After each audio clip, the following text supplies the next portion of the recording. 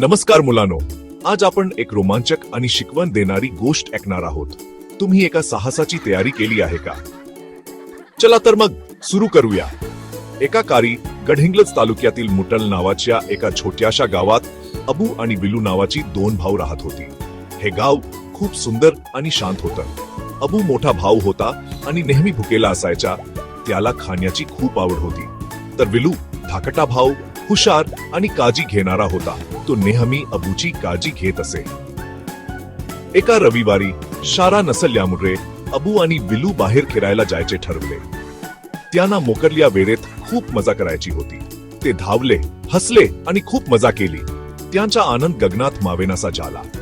पण त्यांना काय माहित होतं की दोन चोर त्यांना दुरून पाहत होते. चोरांचा एक बेत होता. ते काहीतरी वाईट करण्याच्या तयारीत होते. ते मोठ्या हास्याने आणि चविष्ट फराराचा डबा घेऊन अबू आणि विलूजवर आले. त्यांचा हेतू खूपच धोकादायक होता. अबू खविया असल्याने लगेच उत्साहित झाला आणि फराराकडे हात पुढे केला. त्याला खूप भूक लागली होती. पण विलू त्याच्या हुशारीमुळे संशयी झाला. त्याला काहीतरी चुकीचे वाटले. विलूने विचार केला, अनोळखी लोक आपल्याला फरार का देतील? त्यांचा काहीतरी बेत असावा. त्याने आपल्या मनात विचार केला. म्हणून त्याने अबूला मागे खेचले आणि कुजबुजले, घेऊ नको, ते चोर असतील. त्याने अबूला सावध केले. अबूने संकोच केला पण समजले. त्याने विलूचे ऐकले. विलूने ओढले, मदत, मत, चोर. त्याचा आवाज खूप मोठा होता. त्याचा मोठा आवाज गावातून प्रतिध्वनित झाला. सगळीकडे आवाज पसरला. आवाज ऐकून गावकरी घराबाहेर धावत आले. सगळे लोक एकत्र जमले. गर्दी जमलेली पाहून चोर घाबरले आणि जमेल तितक्या वेगाने पळून गेले. जॅक त्यांना पकडण्याची भीती वाटली. गावकऱ्यांनी विलूच्या चातुर्याचे कौतुक केले.